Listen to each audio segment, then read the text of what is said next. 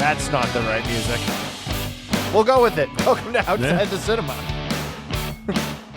That's the stock music that is, I don't know if it's the stock music or if I put it in. It's on the Roadcaster. Hey, what's up, everybody? Welcome to Outside the Cinema, your weekly source for cult movie discussions. We're your hosts, Bill. That's Chris. Say hello to all our friends. Hey, to all our friends. Hi. Cool. Hey, so yeah, Happy New Year, everyone. Glad we're still here. Yeah? First show of 2023. Yep. It is our top 10 of 2022 episode. If you're our Patreon member, you got to check out the top 10 albums episode that was put up last week. It's still available on Patreon. If you're not a Patreon member, no better time to join than now. I realize I probably need to do more exclusive shows because we did this exclusive show and we got a couple of new people sign up. Oh, so, there you go. And then I had another person reach out and say, "Hey, listen, I don't keep up with the show on the reg, but I'm psyched you guys are doing this. Can I send a donation to PayPal?" And I said, "Yeah, sure, absolutely." Cool. So if anyone's interested in that, you can shoot me a message. You can shoot us a PayPal if you want to do a donation. Then I'll send you the link to the specific episodes that you're looking for or something like that to take care. But yeah, top 10 films of 2022. Top 10 favorite films for each of us in 2022. We do this show. Before we start off with this, I want to point out to anybody listening, if Bill reacts any way out of the ordinary, the Winter Classic is on, which I believe, if I'm not mistaken, it's any able-bodied member of the Dropkick Murphys versus the Mighty Mighty Bosstones in an outdoor arena hockey game, refereed by the surviving members of the Jay Giles Band and Bobby Orr. Bobby Orr is in the house. And they get the Yastrzemski Cup. All of that, other than Bobby Orr being in the house, all of that is incorrect. The musical performer they had between periods was perfect opportunity for the Dropkick Murphys, right? Of course. Perfect opportunity. You want to know who the in-between periods performer was? Belle Biv DeVoe. Nope, they sang the national anthem. Wait, really? Swear to God, Belle Biv DeVoe sang the national anthem. They introduced them as 5-time Grammy-winning hip-hop R&B group local to Boston. Oh, so it's not Tony. No. Let's go with Belle Biv DeVoe. No. You want to know who did the musical performance? The Black Keys. Okay. I don't know, man. Sure. I don't know. Sure. Now my studio feed for it is frozen. Come on, it's a tie game. It's cold outside. With 7 minutes left. It's not cold outside. It's beautiful today. What are you talking about? You see, it's 44. Yeah, all right, that's all right. Now the TV turned off. Sure, I understand. What's happening? My watch has been talking back to me lately. Your watch has? This is like, if you just tuned in. My watch does that all the time. This is what the drunk episode would sound like. I do have. My TV's frozen. Right, my watch is yelling at me. I don't know what's going on. My watch yells at me all the time, man. Like, I'll be sitting on the couch and just like, I don't really understand. Me, the watch. Me, the. I don't know what's happening. The game is frozen.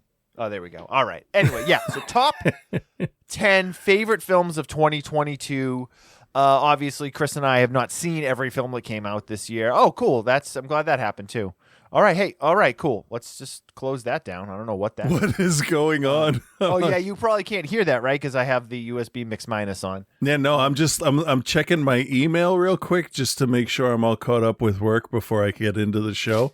And I'm like, what are you yelling at me for? I didn't do anything yet. Not you. It was, I don't know what was happening. Anyway, Chris, on my list, I have only two films that we actually reviewed on the show. in part because in 4 weeks at episode 780, we're doing our 15-year anniversary show. Yeah. And that show we always do when we switch over to the next season. We always do the top 6 and bottom 6 films that we reviewed. So I didn't want to load my end-of-year list up with all stuff I'm just going to talk about again in 2 weeks. I gotcha. So I may not include those in my list. I haven't in my list when we do it in a couple of weeks. I haven't completely decided yet. But we covered more current year stuff this year than we normally do. So yeah, I think we've covered 8 out of 10 of mine. Because I'm like, I can make a list from 100 other titles that we've done during the year, no problem. But narrowing to year from this year down, because I didn't go to the theater, I think, at all this year. Last year, me either. Not once. I didn't go once. And it was a lot of catching up on older stuff, and starting a new job and not watching movies for like 2 months. For sure, man. So I mean, when we do that show in 4 weeks, we'll make it work so that it's not all repeats. Yeah. Since you have a bunch of stuff, maybe you just do your list on stuff that wasn't released in 2022. Yeah, no, that's pretty much how I do it every year, I think. Yeah, it depends. I don't know. There's a couple I want to talk about in the show because they are high enough in my list that they should be talked about, and not excluded. So, so really, other than that, let's not do any honorable mentions or anything like that. Let's just do these lists. We got a Scott segment, we got a Joe segment, and we'll kind of get right into it. I will say right up front here, if you do want to join our Patreon, patreon.com/outside the cinema, $5 monthly donation gets you access to the private feed, our show archives, and all the exclusive content that we will definitely be churning out over there this year. People seem to really like the music show we did last week, our top 10 albums of 2022. People always like the music shows. I got to get on doing more of them. Well, you get people that know their stuff, which is really good. Yeah, bro running a record store is huge. That helps, yeah. Yeah, it's a big part of it. But anyway, all right, let's just get into this. Let's get into this list, right, man? Yeah, sure. Cool. Well, let's start. Hey, Chris, what is your number 10 film of 2022? Okay, so real quick to outline how I thought of my list aside from what the fuck did I just watch in the last year. I didn't go with like what do I think is the best movie. I went with what made me happy this year. Yeah. Yeah, that's top two. Our list is favorites, not what we consider to be the best. Right. But like I didn't purposely watch a bunch of stuff that didn't fall into that category for me. Good for you, man. Good for you. Because I just wanted fun stuff. So you're going to see how this whole thing's going to go. So because I think I just have to double check here that I have 1, 2, 3, 4, 5, 6, 7, 8, 9, 10. I only have 10 that were worth writing down. And I could have done a top 20. I could have done a top 20. I didn't watch. I repeat watched a lot of stuff. I think is what I did. I only watch movies once, so I don't revisit them usually in the first year. Not me. So no, I know. I'm going to start. There's one film that I can think of on your list that I know you've watched at least 4 times already. You could probably think of 3 of them, honestly, if you were. I'm going to start with Smile. It's not the best thing, but I know when I watched it with my kids, we were like, okay, this is different. This is a little weird. It's like It Follows, but so it's familiar in that way, but it's not exactly. And there's a curse, but it's like kind of a reverse thing. And there were just some elements that were like it turned the typical curse thing around a little bit, which made it kind of interesting how the demon or whatever moves from one to the other. So as you can see, I didn't watch like The Fabelmans or anything like that this year. So nope, I just went with Smile. We just talked about that on the show too. So it's pretty fresh in everyone's mind. I enjoyed it. Didn't love it. It's a 10 on a list of 10 that I could come up with. So you see how we're That's doing fair. here. Yeah. Well, and you know what? We'll follow that with mine too. My number 10. Every year I usually have at least one brainless action flick that I just sit back and I enjoy. And my number 10 comes from the director of Zombieland and Venom. My number 10 is actually Ruben Fleischer's Uncharted, starring Tom Holland and Mark Wahlberg and Antonio Banderas. I really liked this. I'm a big fan of the Uncharted video game series. I've played through all 4 of the original. I do have the other one that doesn't have the Nathan Drake character in it, but I've really grown to love Tom Holland. I know you're a big Tom Holland fan too. Yeah. And anyone that knows anything about the show knows I'm a mark for Mark Wahlberg. Oh, of course. Mark Wahlberg as the as Sully, the of course, gentleman. Oh, Boston scored. Bruins are winning. Great. Who they playing? Here we go, kid. They're playing the Penguins. Oh. All right. But yeah, no, I think this is a film that's been a number of years. They've been trying to make a movie of this. It's been on the back burner and then brought back up, and the directors changed, and then they get a new script, and they do, and it's just been like all of these different things. But the internet was Nathan Fillion the whole time too. I remember that. And he would have been great, but honestly, he would have been better for the Victor Sullivan character. I don't know the characters. It's one series you never. Uncharted is great, man. Uncharted is the first video game series that I played through that, like, I thought the writing and the voice character acting was just really, really phenomenal and really drove the story. And they're great stories. I think if I kept up with the PlayStations, well, you can get. They're all remastered for PlayStation 5, so you can get the whole series for PS5 now, and it looks great. I think eventually, maybe around April, my birthday, I'll see if the PS5s are available, because I really want to play those Spider-Man games. They're great. That's what I've heard. I can give you the Miles Morales one, I think, when you do get one, because I have it, and Travis has already played through it. So nice. Yeah. So my number 10 is Uncharted. Chris, your number 9. My number 9, I'm gonna go with. It says it's released in 2021, but I know we covered it this year because I at least keep a list of the stuff we watch for the show, because it was released this year. It's Hellbender. Hellbender. Why do I not remember? It was the girl and the mother living in the woods. Yes. And then she starts to uncover, the family mystery, and yep. And it's by John Adams with Zelda Adams. It's his family that they make. We watched something else with them, and it's killing me that I can't remember the name of it. But these people definitely made something else that we loved, and it's not going to help me here. You don't have it ready to go? I was looking at the Wikipedia page like an idiot. So of course. What are you doing? Come on. The other thing he did was did we watch The Deeper You Dig? Or The Hate? That sounds familiar. I think that was it. Yeah, and it's one of those, like, in the aftermath of that accident, line between living and the dead collapses for a mother and daughter. So yeah, they do this really kind of disconnected, not gothic horror, not folk horror really, but set today. I remember that we both really, really enjoyed it. It was like almost like an updated glimpse into the family from Hagazusa. Oh man, Hagazusa was excellent. Centuries later. But I love the idea that there's still secret witches out there passing their stuff down generation to generation. So that one was fun. That was a different subject. Because it didn't show up on my 2022 list when I sorted it, so I actually had forgotten about it. But yeah, that was quite good. I actually really enjoyed that. Cool. All right then, my number 9. We're staying with big budgets here. This is a film that, I mean, we'd been waiting for a number of years. They'd been talking about it, and was curious to see what the director of The Pallbearer did with this film.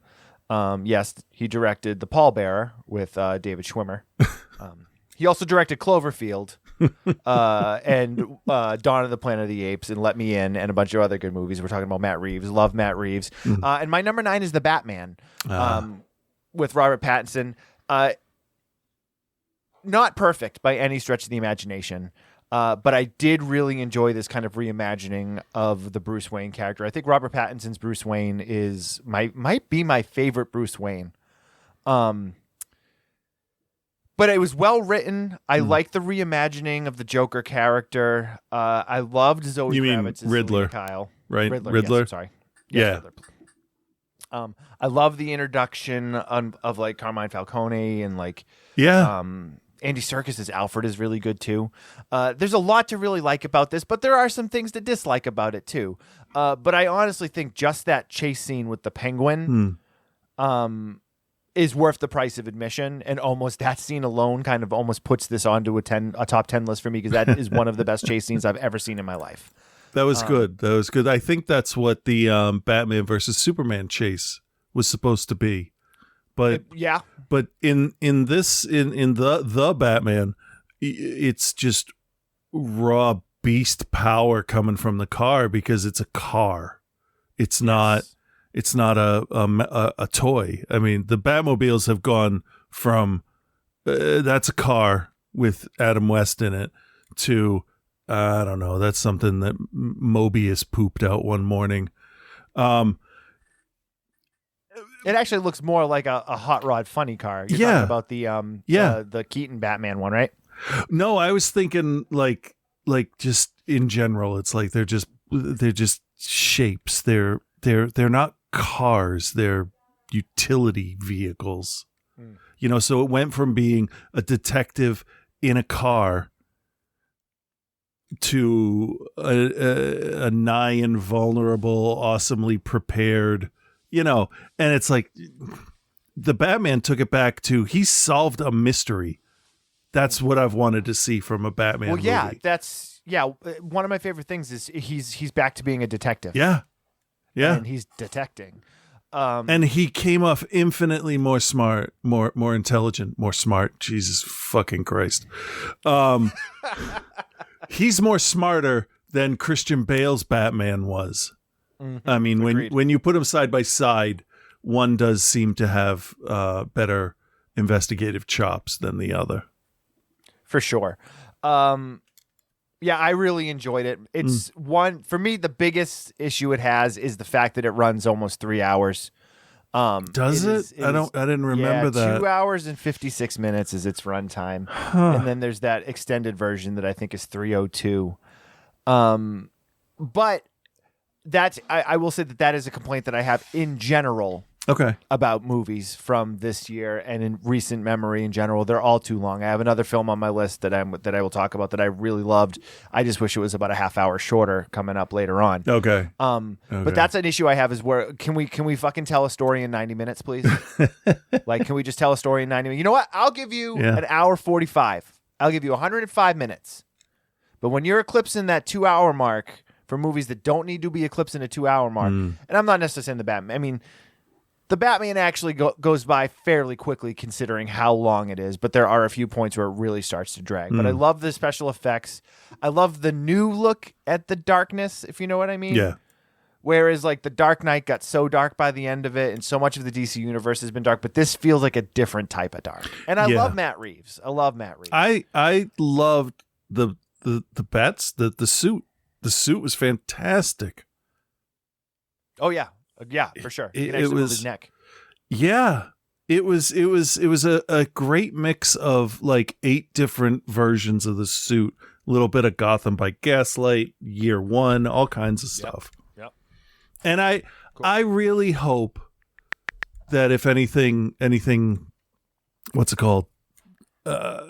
Transitions over, aside from Peacemaker, it's this Batman. I hope he stays. I agree. Because he's young enough where you can start casting, different actors. I don't like all my superheroes to be 55 years old. No, I agree. And I think that's one of the reasons why James Gunn taking over and the first thing kind of coming out and being like, we're going to redo Superman. Like, I know it kind of rubbed a lot of people the wrong way because people actually like Cavill. I like Cavill's Superman too. I don't like his characterization, but I think he really looks the part. Yeah, that's really more what I mean. And I know it was a big deal that he had come back at the end of Black Adam. Yeah. but I mean, knowing what James Gunn did with Suicide Squad and then what he did with Peacemaker, Yeah. I feel like this Batman fits into that universe. It absolutely could. Yeah. Yeah. So we'll see, though. We'll see. All right, then. Moving on to your numero ocho. All right. I'm going to go with... Bruins won 2-1, in case you were wondering. Oh, hey, good. That's always good. I'm going to go with Speak No Evil. That one's kind of stuck with me. I've been thinking about that since we reviewed it. Man, what a fucking bummer. I know. But it entertained me, so that was okay. It activated parts of my brain that I don't like. That's the hallmark, though, of a good movie. You don't necessarily have to like it, but you understand why it's good and why you get enjoyment out of it. What I like about this is how personal it felt they tailored the horror aspect to me personally, and that it is literally, as far as my bubble is concerned, so far outside of my knowledge of that country and the filmmaking and the customs and everything, that it was almost alien in a way. So I didn't have a panic attack because that is a nightmare of a movie if you have social issues. I guess is the best way to put it. But it's one of those, like, was it The War Room? And I mean, to a lesser degree now, Serbian film, they stick with you, but Speak No Evil isn't sticking with me like, a gross out, movie or shock value kind of thing is. This is sticking with me like it's really possible to not be able to get away from somebody because you're uncomfortable. Yeah. And it puts standing up for yourself in a completely different light. And the fact that they did, we're not spoiling it. Nope. I mean, we said so much about it in the review last week on the show. Yeah, I guess the only thing that I could say would be, and the movie ends, and you're like, huh. Because, I mean, how else is it going to end? You're not wrong, man. Doesn't say good or bad either way. Right. No, I know what you mean. All right, let's move on to my number ocho. All right, first documentary to show up on my list this year. This is a Peacock original, and just released just like 2 weeks ago. It is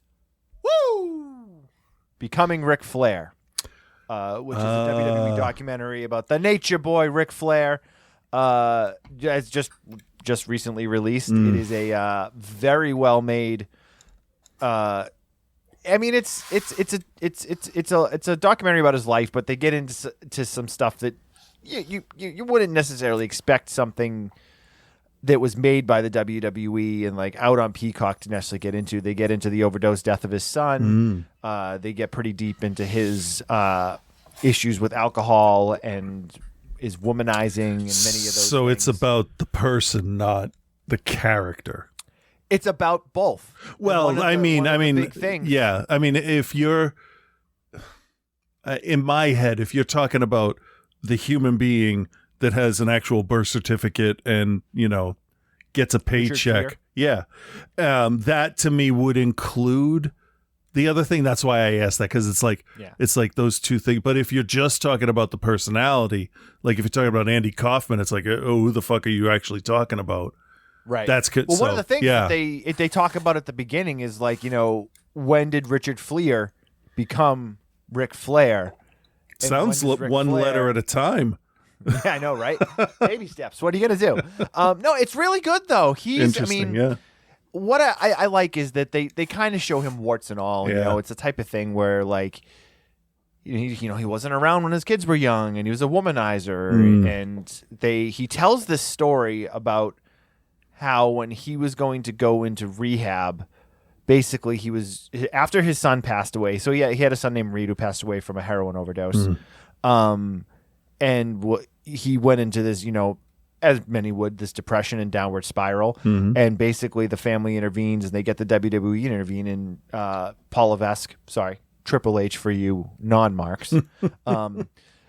Triple H basically calls him up and says, hey, you're going to go to rehab on Monday. Here's a plane ticket. You're going to do this. And Ric Flair was kind of like, nah, I'm not going to do that. And then Triple H's response was, if you ever want to work for this company again, you're going to go to rehab. And then, so Flair then tells the story about going to the airport, and it goes something like this, maybe not exactly, if you want to know how much alcohol this guy could drink. I packed my bag. I bought a 6-pack on the way to the airport, drank it in the garage, went into the airport, had 7 vodka tonics at the airport bar, had 11 drinks on the plane, landed, bought a 6-pack on the way to the rehab center, drank that, and then went to the bar across the street, had 6 shots, and checked myself into rehab. He should be dead. Yeah. He should be dead. Yeah. And they go into the thing where he got very, very, very sick and was in a coma for a month. It's really well done. I like that they don't make you necessarily be like, feel bad for Ric Flair, because there's a point where he's like, don't feel bad for me. He's like, everything I've done to myself, I've done to myself. Right. Like, I should have been a better person. I should have been smarter. And he still drinks to this day. And they're like, why do you still drink? And he's like, I just really like to drink. Like, my brain tells me it's awesome. Yeah. He's 74 years old now or whatever it is. So if it didn't kill him now, it's like, well, he gets him next year maybe. He still lived to 75. Yeah. But yeah, Ric Flair is a Peacock original. I believe you have to have the higher level subscription to be able to watch it, though. Or you can watch it, I think, but it's ad supported. Oh. I don't know how that works. I have the no ads premium subscription, but Ric Flair, directed by Ben Hauser, who has directed a bunch of WWE stuff and some TV stuff over the years. So, all right, cool. Number 7 for Chris. Well, real quick, it's funny you tell that story about Ric Flair, because I heard a story about Lemmy, who had heard about rich people having their blood replaced, almost like dialysis, but replaced with clean blood, and to like basically detox from a drug. So Lemmy talked to his doctor, and the doctor said, we can't do that for you, because if we replaced all of your blood with clean blood, your system would go into shock from how clean the blood is. So you have to remain, and this is Lemmy's places, so you have to remain at least 1/3 Jack Daniels at all times. Anyway, I just thought that was a funny story as well. And true, I'm sure. Yeah. Now, I don't know if this is a cheat.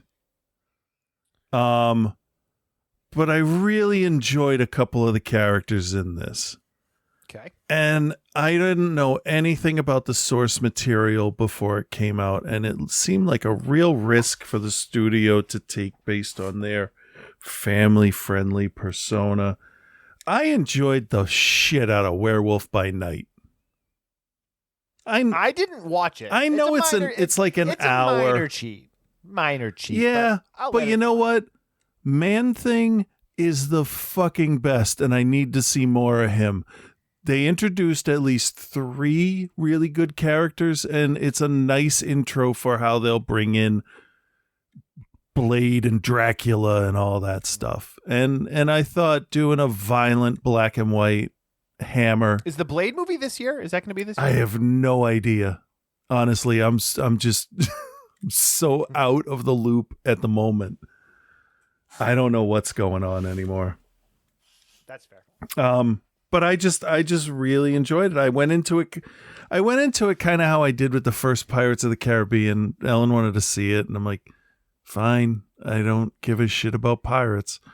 And then there was technically zombies in it, and I'm like, all right, this is all right. And It's kind of how this was. I'm like, well, it's getting close to Halloween. You want to watch this? I don't know if it's any good. I don't know anything about any of the characters. And we're like, yeah, where's more of this? That's a good indicator when we're all like, yeah, I'd watch a series of that. So, yeah, Werewolf by Night. Man-Thing was great.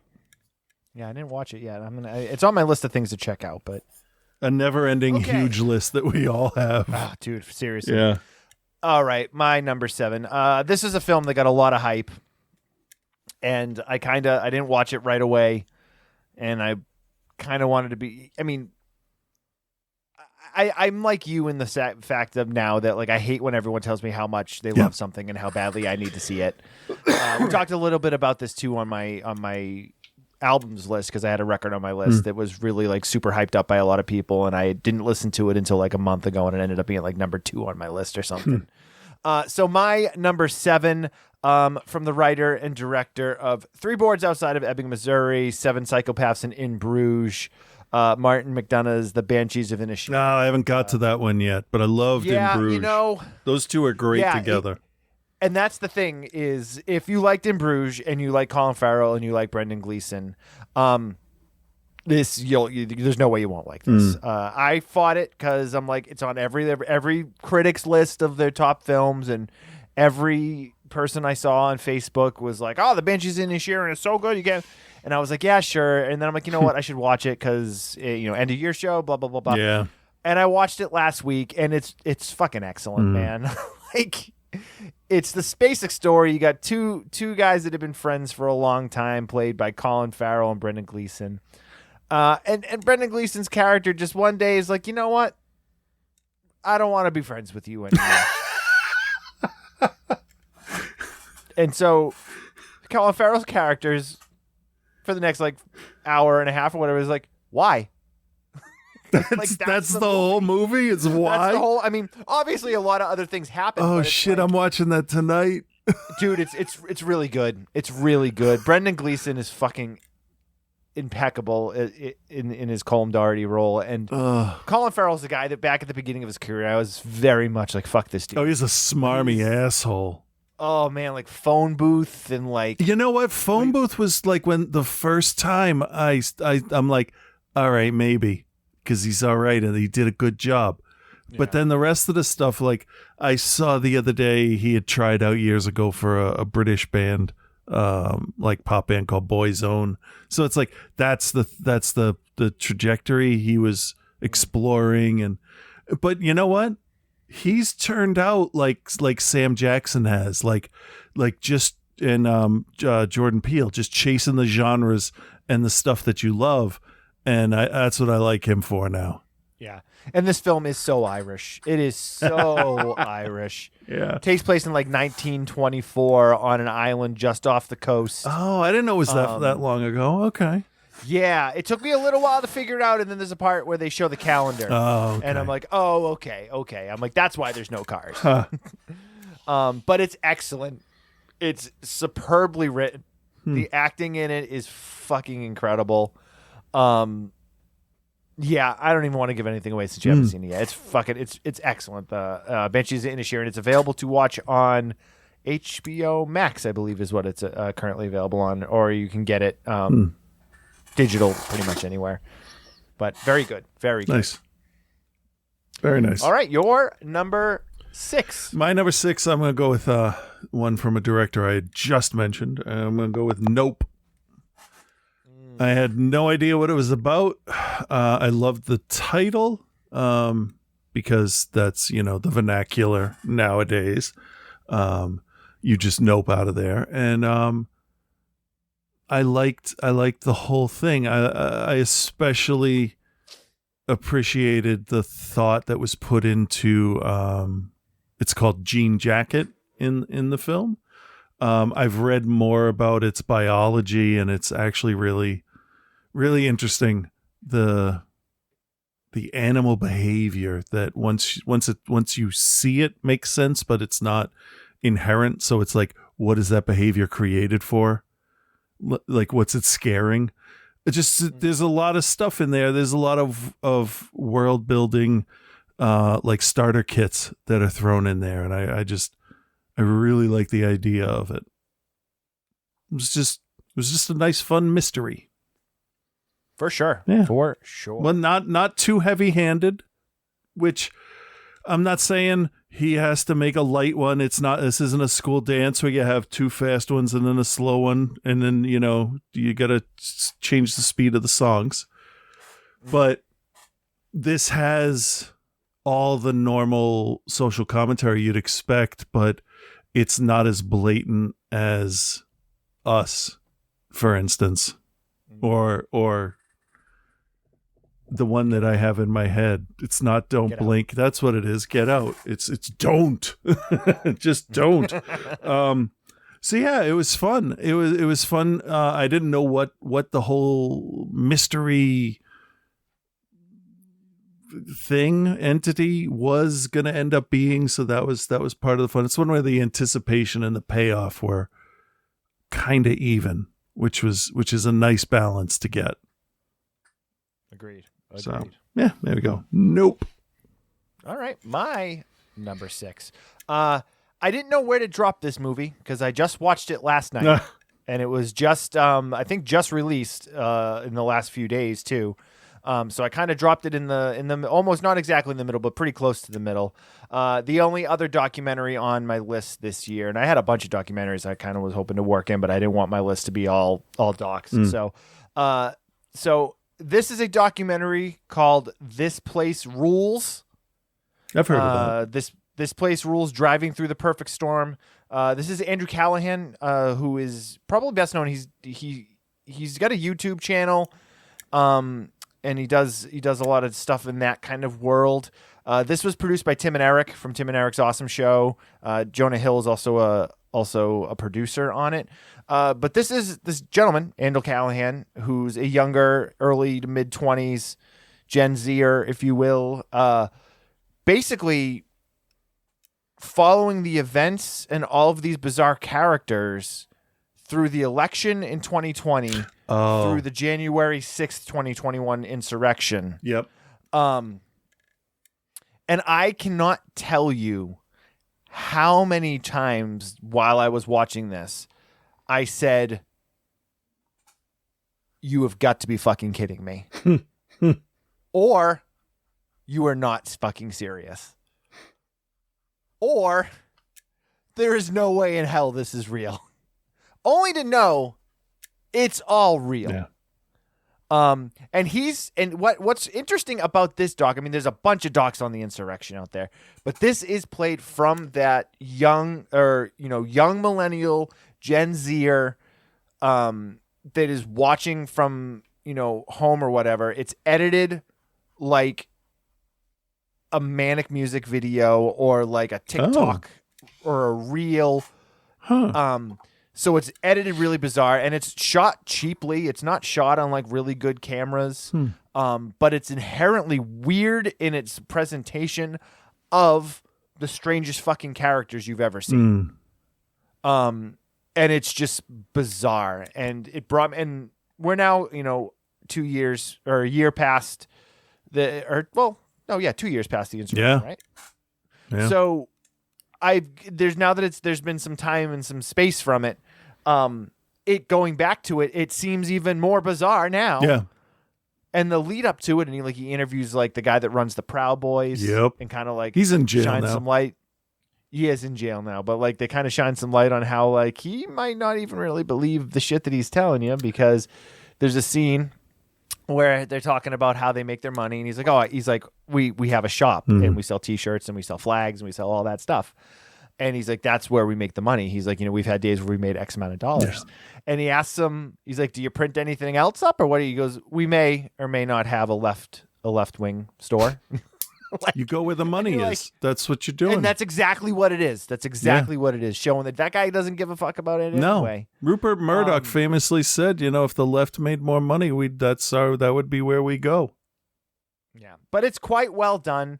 Andrew Callahan is a bizarre individual. I mean, it's produced by Tim and Eric, and like they're fucking weirdos.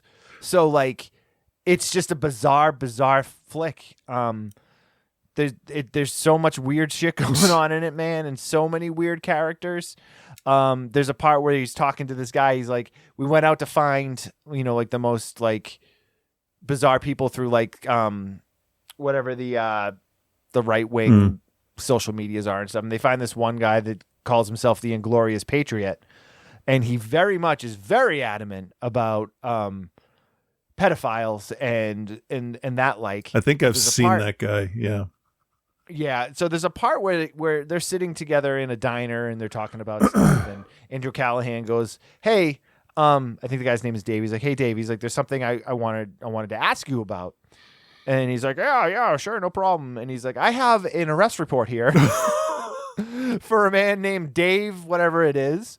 And it says here that you went to jail for however long it was and were convicted of unlawful sexual assault on a 8-year-old boy."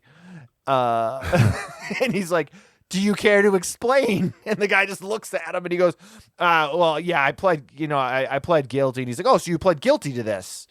And he's like, "Yeah, because I couldn't fight it. So if I tried to fight it, I would have lost. So I just pled guilty to just, move along past it." So he's guilty. And he just like, yeah. Oh, yeah. And so, but it just shines that light of like, the guy that's screaming from the top of the mountain about pedophiles is probably a pedophile. Yeah, that's how it works. Oh, gay people don't deserve. I'm going to stop right there so Scott doesn't use that against me later. Yep. But they're always like, they always have someone else. There's a third person in the relationship. And always. Yeah, always. It is. So like when you see politicians saying, oh, nepotism, like, if Donald Trump's kids are yelling about Biden and nepotism, like, really? Like, they're the loudest. The ones breaking the laws or the ones enforcing the laws have been the ones that have indulged or are currently indulging in the behavior. Yeah, he talks to Alex Jones quite a bit and gets in pretty deep with him, and it's pretty eye-opening.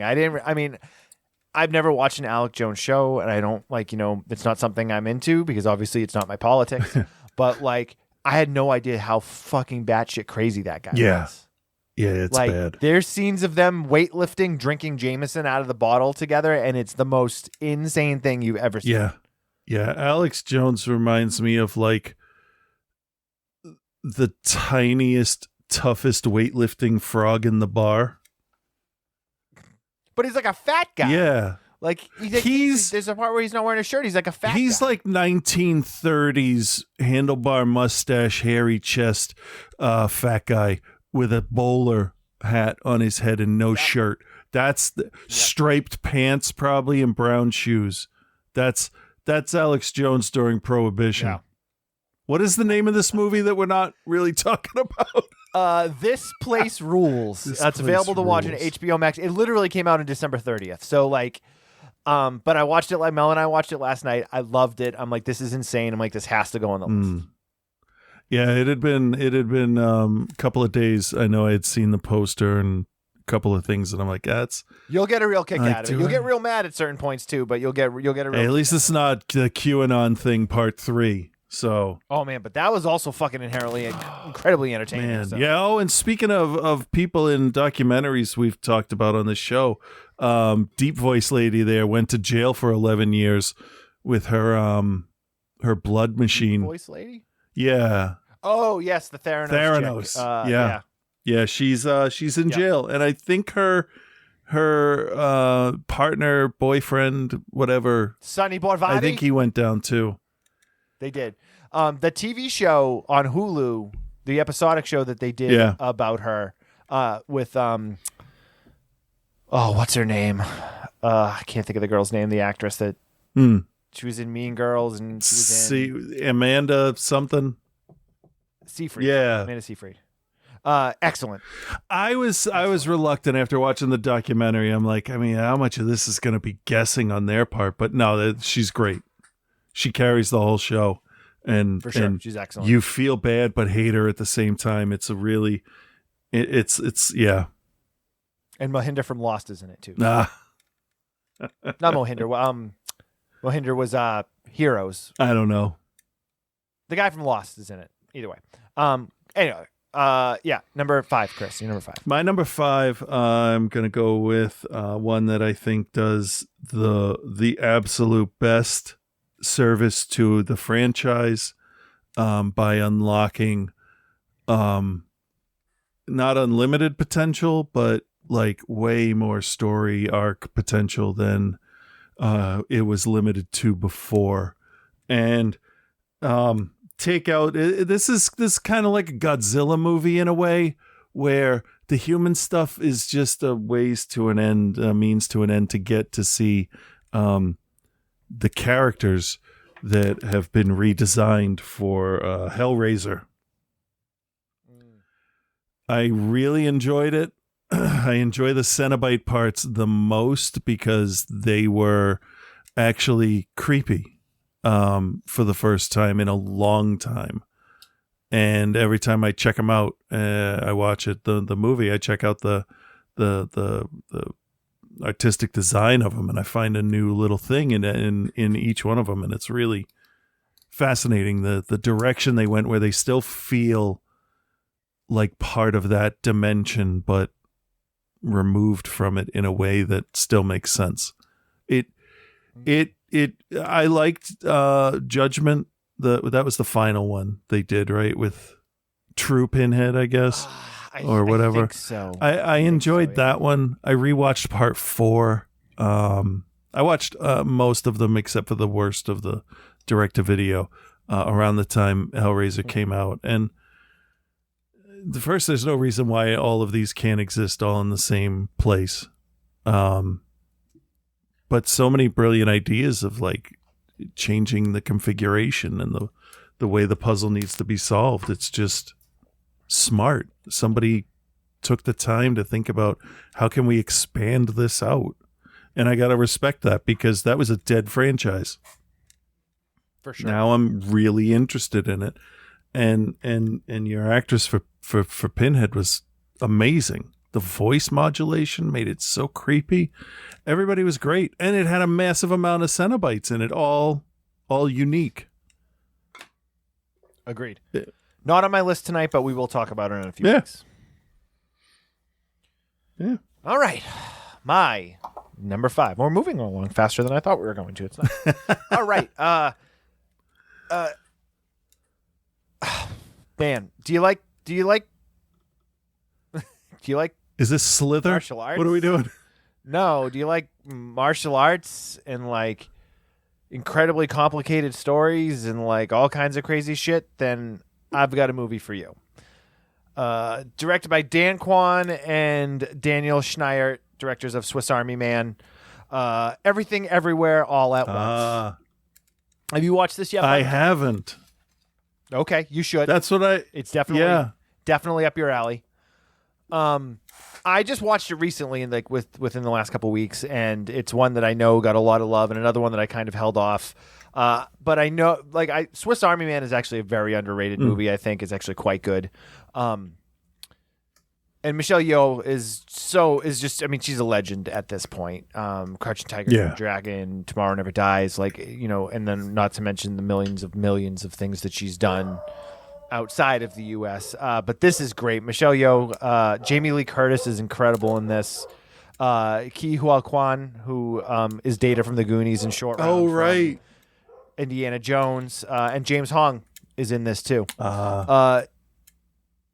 Incredibly complex multiverse story of like proportions that are so epic once it kind of starts to fall into place. It's definitely a little confusing when you get going, but they pay such good attention to little details and on the connections of things. And as you're kind of jumping from place to place, you always end up back in the same place, which is nice, rather than kind of, going out into another, that was weird, going out into another, realm and then not returning to the one. You always get back to where you started, which is nice. Okay. And it's about the connections. But what really I think makes this film even better is it's unbelievably well written. And it just, everything works the way that you want it to work. There's a great emotional component that's brought into this in the ideas of how each person that lives in each dimension or universe, depending which way you want to look at it, how there's a connection to the other ones, whether it's known or not. It's just it's superbly well done. Jamie Lee Curtis in the role that she plays is incredible. The different universes are all fairly standard, but there's always there's the one universe where everyone has hot dogs for fingers, which is just bizarre and weird, but it fits perfectly when you see why they're doing it. And it's really good, man. It's another one that a lot of people were just jockeying. Yes. And you see it. Did you see? Yeah. Everything everywhere all at once? Nah. You gotta see everything everywhere all at once. And shit, you do. You do. It's really good. It's really, really good. I just still can't believe how well written it was. And this is the one that I mentioned earlier when I said movies need to be fucking shorter. 2 hours and 19 minutes.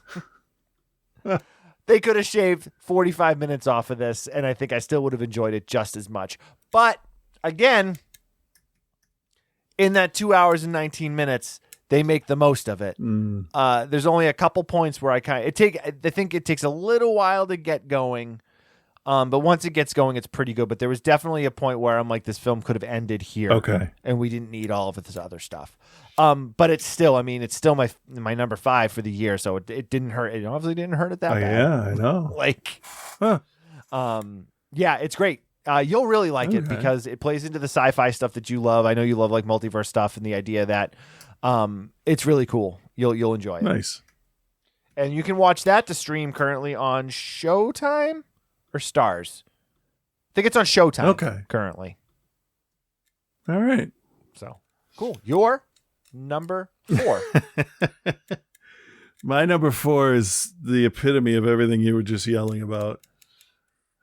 In a negative way. It's definitely a movie that I just enjoyed. It's the gleeful enjoyment of other people's suffering what brings us to the table for horror movies, especially 10 Little Indian style ones. And this, like it or not, expanded the lore a little bit, expanded the runtime. I'm not going to argue that a shorter runtime would have made a better movie because, yeah, probably. But, I got more of what I want. So if they don't make any more, I have, more rather than less of Art the Clown in Terrifier 2. Yep, did not make. No, I figured it wouldn't. Shocking turn of events. Did not make. I don't understand why. But you are right. There is a lot of stuff that could be trimmed up, and you could still keep all of the major story beats if you wanted to. But I enjoy it. It's fine. It's a bunch of people doing practical effects, and I watched some behind-the-scenes stuff on it. There is some really clever CG stuff in there that they tried to push the use of prosthetics and make them look real, like just not even mapping a whole face, but an eye that would move around and blink so it would be the actual actor's eye that they get onto the screen. So little things like that, it's like, hey, you tried, you didn't do it all CG. You also didn't not do it. So, but you didn't like the movie. I'm not going to go on and on about it so you don't have to hear about it. I've watched it a few times. I find, I don't know why you had time to. Instead of watching all these other newer movies, instead of watching Everything Everywhere All at Once, I watched Terrifier 2 3 times. You could have watched. Well, actually, no. Everything Everywhere All at Once is pretty long. So, but I call it the Showgirls principle. Showgirls has so much topless nudity that it's meaningless within the first 12 minutes of the film. Yep. This is the same way with blood and gore. After the first 2 kills, you're just like, all right, how real is this next one gonna look? And I don't know if it's my artistic brain or the sadistic part of me that's like, let's see how much fake pain we can put people in. I don't know, but it hit right at a point where I needed it. So it gets to be number 4. That's fair, man. That's fair. And I mean, I know I'm in the minority with not liking it. Our listeners let me know that. Oh, dude, yeah. So not a lot, but a few people were like, "I don't know, man. I think you're way off base." That's fine. It's taste. It's personal taste. I just didn't like it, and it, maybe it was the time, but I didn't really particularly like the first one either. Oh, okay. So all right. Well, that's fair. I liked the first one more than the second one. Well, it's not like you're coming into part 2 and you're like, "Well, how come all these women are in this movie?" It's like, well, did you see the first one? Like, there's one dude and his head's made into a fucking pumpkin. Oh, and the other guy gets his head caved in with a hammer. That's about it. Yeah. The men don't fare well. You'll be glad to know that the third one is already underway. Oh, so. Awesome. Good. I meant that. Good for you. Meant it. Good for me, yes. Not for you that has to review it on the show, because I will insist. No. But I will, though. That's right. The thing. I will. I'll watch it. Maybe the third time will be the good time. It's possible. It's possible. I'm not counting on it, but okay. So my number 4, we don't. I'm assuming this is going to show up on your list, so we don't need to dig too deep into it. It's the perfect found footage movie. Yeah, it's actually my next one. Is it real? Okay, so my number 4 is Deadstream. And your number 3 is Deadstream. Yes, I actually just rewatched it like 3 nights ago. This is the only movie this year that I watched more than once. And I don't, as we said at the top of the show, I don't rewatch movies. At least not like within like close proximity. Written, directed by Joseph Winter, starring Joseph Winter, Melanie Stone, and then a bunch of other newbies, if you will. Deadstream is basically the story of a disgraced internet personality that's attempting to rebuild his following after a major fuck up on his part. Yeah. But he goes in and he's going to live stream himself alone in this haunted house for a night. But then he goes too far. He pisses off a spirit or a ghost or a monster, whatever you want to call it. And then the rest of the film is him trying to save his ass. Yeah. And it's fucking perfect. It really is. Joseph Winter is the epitome of that annoying YouTuber or TikTok star or Instagram star that's like, man, I really can't fucking stand you, but at the same time, I kind of love you. Yeah. I like the fact that he chose to go with this kind of prankster YouTube character when clearly he's too old to do that. He's like 10 years past what's acceptable for the I'm gonna throw a donut at a cop prank, and he knows it. The real person knows it, and that's what makes it so much better. It's all the little things. He knows his stuff. He's studied. Oh, yeah. For sure. This was such a pleasant surprise because I can't tell you how many found footage movies we've watched in the life of the show that are just bad. Yeah. And there's a difference between like a bad movie and like a bad movie. So I really was worried about this when I saw that it was a Shudder release, a Shudder original. And I was really worried that it was going to be bad because Shudder tends to not. Overall, I'm not going to say that they've hit on everything that they've put out, but in general, anything Shudder puts their name on as a Shudder exclusive or a Shudder original is pretty good. Yeah, The Cleansing Hour was a nice surprise. Yeah, there's been a bunch that I was like, but this nothing like I was like, this. There's no way this is going to be good.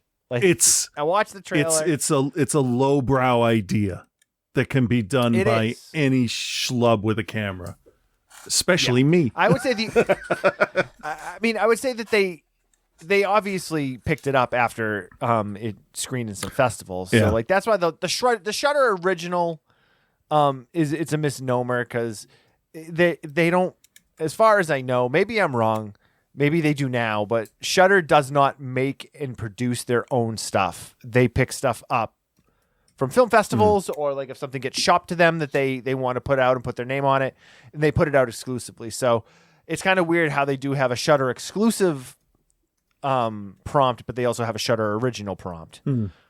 But it doesn't matter because this movie's great regardless. Joe Winter is somebody that I will make sure that I check out everything he does from this point on. And what's her name that was in it with him? Melanie Stone. Yeah, I liked her, especially She's great. She's contrasting that to the role the two of them played in VHS 99. I'm interested to see her play some more like monster-y kind of roles. That would be interesting. Yeah. It's great though. I mean, it's well written. It's smart. It's funny. Despite him being a pretty despicable character, you do feel for him. But also, I think the humor in this is going to last because they didn't narrow down to Google, Twitter, whatever. It's like a catch-all streaming service. So I think this will sort of like a Twitch, but so this will last for longer than like that movie with the Nintendo Power Glove, The Wizard, I think it was called. So this will be watchable still years down the road, I think. For sure. But the number one thing that this movie does that sets it apart from so many other POV horror films or found footage films is that every time they do something that wouldn't fucking make sense if you were filming this yourself and in the situation, they just throw that one little line in to make sure that everything makes sense. Yeah. The music, I created a soundtrack for this. I'm going to play it on this hand recorder. Like just the little shit like that, man, that is just like the important details. It makes it for me. That most fucking people don't put the time in. And it's like, if you're going to make a found footage film, you just take an extra like minute to think about, is there anything here that doesn't make sense? Yeah. And they do this with every little thing. And Deadstream is excellent. I will not include it in the end of year show in a couple of weeks. I will make mention of it though, because I don't want to include it twice. But it was probably one of my two favorite films that we covered on the show this year. Let me give a little something else to this. I watched a movie called Horror in the High Desert. Have you watched that? I have. Okay, not. That's sort of a found footage, but more of a recreative documentary investigation thing. So it's produced, but it's talking head interviews, and it's about this guy who works for the Nevada Rangers forestation map finding. Basically a dude loves to be outside, and he has a blog, and he finds this house, he's singing, he smells smoke, there's footprints, but they're actual like bare footprint marks around everywhere, and all kinds of weird stuff. And the movie is, let's say, not well acted. I think a major fault in scripts is when you don't write in contractions or how people regularly speak, and then you have people who look like they speak differently reciting lines in a very academic way, and then the tough private investigator sounds like he's ready to give you a lesson on the Dewey Decimal System. But this movie, it was bad through most of it, but there were two parts that actually made up for the whole thing. There's one really beautiful shot where they set up LEDs in the woods and lit them and faded white light in, and the shadow and light was so jarringly better than the rest of the movie that I'm like, but then the whole tone of it changes because it goes to black and white because he's using the infrared on the camera. And because he's in the desert and he's alone and someone's out there, the tension is amazingly palpable. And then there's a reveal scene, which was just I had Nova watch it too, just so we could get to that point where I'm like, did that creep you out? She's like, rewind it, I gotta see it again. And like, it was just the brilliant idea, and it sort of made up for the rest of the boring thing, but not enough. But they had a really great scare, and they built tension, and everything else was believable. But it was like the actors repeating themselves that like they say one piece of information and then tell you the same piece of information the same way, but using different words, and it's like, eh. So it's like you can do found footage one way or another, but you got to get the right people. Yeah. So anyway. So you know. All right. Well, that is yeah. So that is Deadstream, Bill's number 4 and Chris's number 3. That is available to watch exclusively on Shudder. Okay. My number 3 is a film we've already talked about. And it is Jordan Peele's Nope. Ah, okay. This film, I'm really glad that when I watched it, I hadn't really read much about it, and I really kept myself ignorant to what it was, other than a few. Like, I remember seeing the posters, and I think the posters for it and the art that was out for it was perfect, because it doesn't tell you anything really. It gives you just enough to be like, that's weird. Yeah. And I really enjoyed this, and I was tough on Jordan Peele for Get Out and Us. I enjoyed both of those films quite a lot, but I was really worried about where he was going to go and what he was going to do. He obviously produced the Candyman movie last year, which was fucking excellent. It was. It was a great way to reboot it or continue it. This is great. This is great because it's not at all. If you don't know anything about it, that's the best way to watch it. I think it's probably tough at this point. Yeah. But it's just not like it's exactly what you think it is, but it's also not at all what you think it is. Yeah. That's a good thing though. Yeah, and the relationships in it between Daniel Kaluuya and Keke Palmer is really excellent. Stephen Yeun is great in it also. Yeah. Michael Wincott when he shows up. I mean, it's very well acted. It's very well written. Again, 2 hours and 10 minutes, a little bit longer than it probably needs to be, but that's okay because it's inherently interesting throughout. When it comes to its big climatic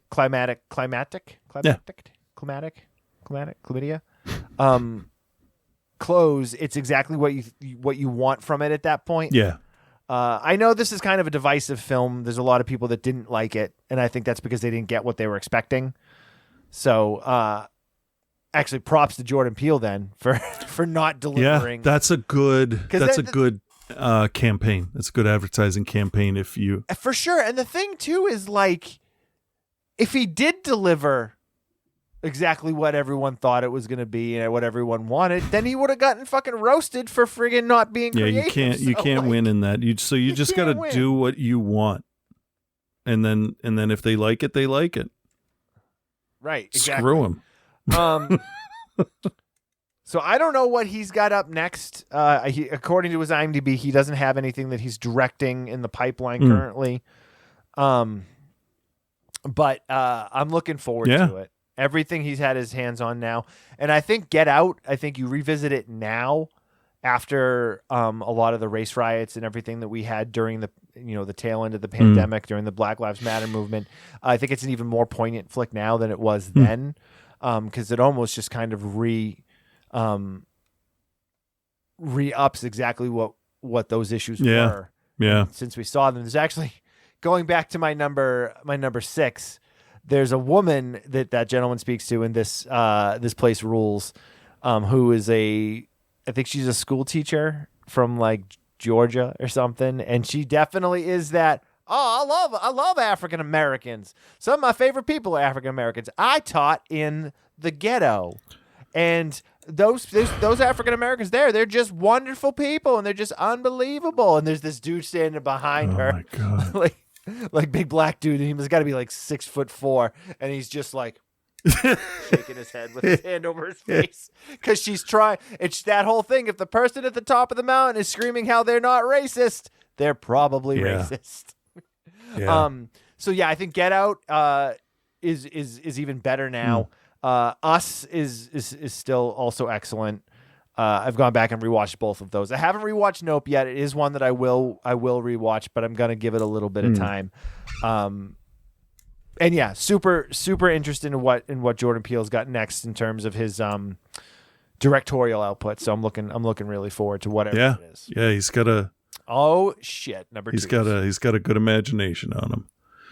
Definitely does. And if you go back and watch Key and Peele, which is now available to watch on Netflix, it's fucking utterly brilliant. Best sketch comedy of the last 25 And also years. everything he loves is right. Everything he's showing us in the movies he's making is right there.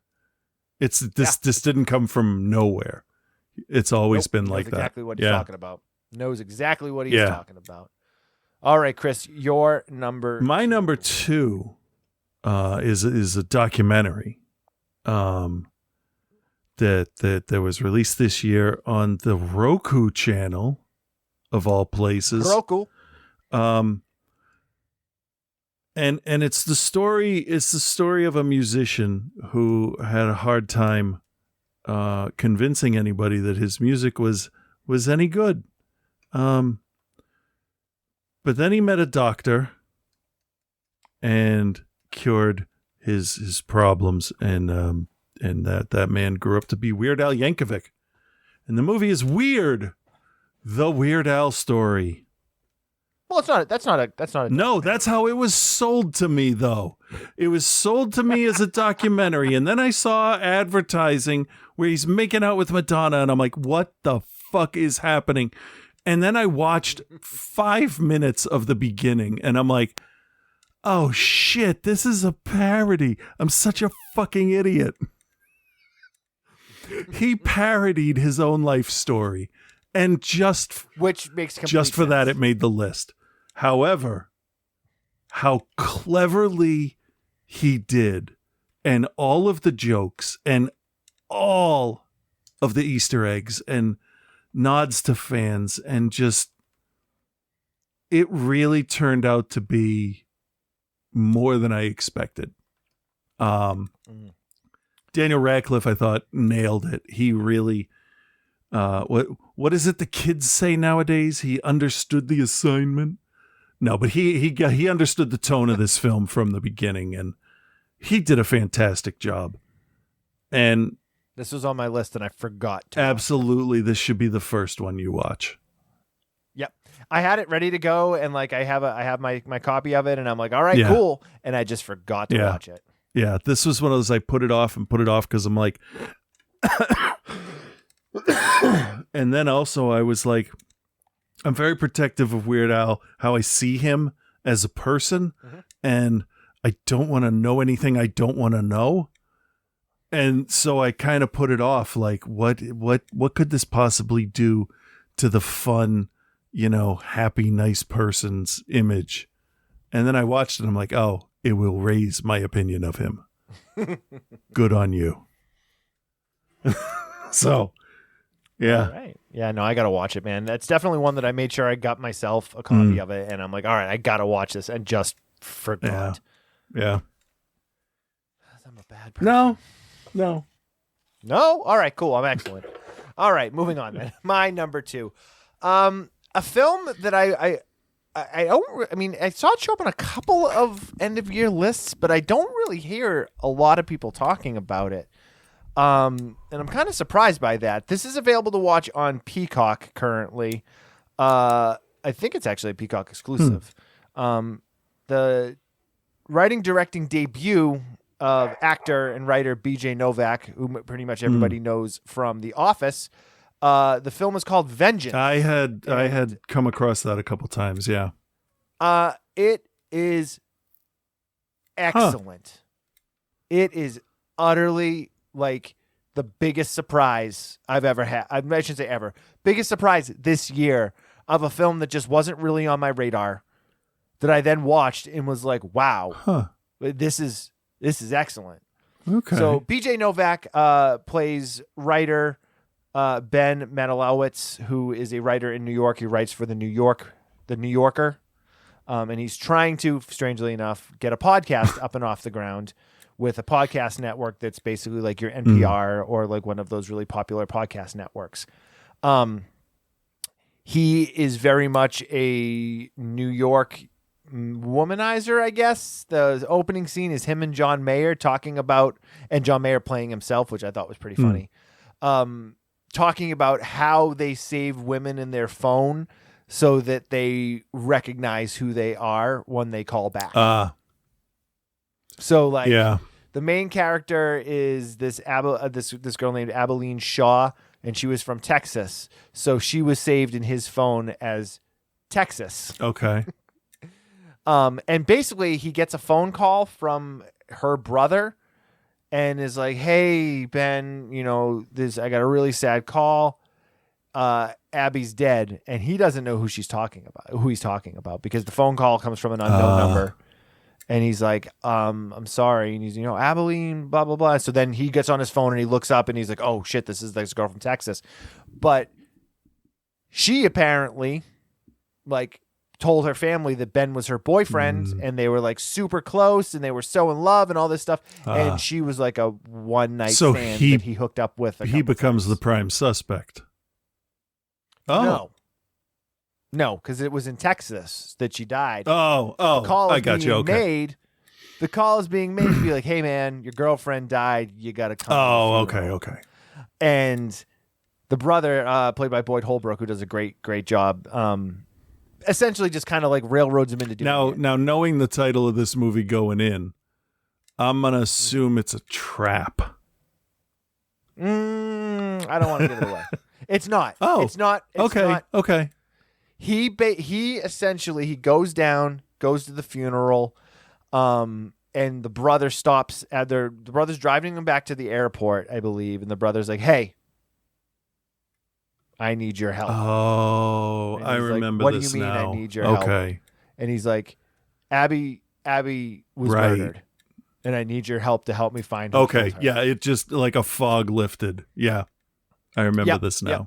So he then basically calls back to New York, and he gets them to do, he pitches them the idea of a podcast about figuring out what happened to this girl, but based on the fact that she died of a drug overdose, and all these people don't want to accept that she died of a drug overdose. They want to believe that she's murdered, and he ties it into the whole not accepting reality and choosing to believe something else.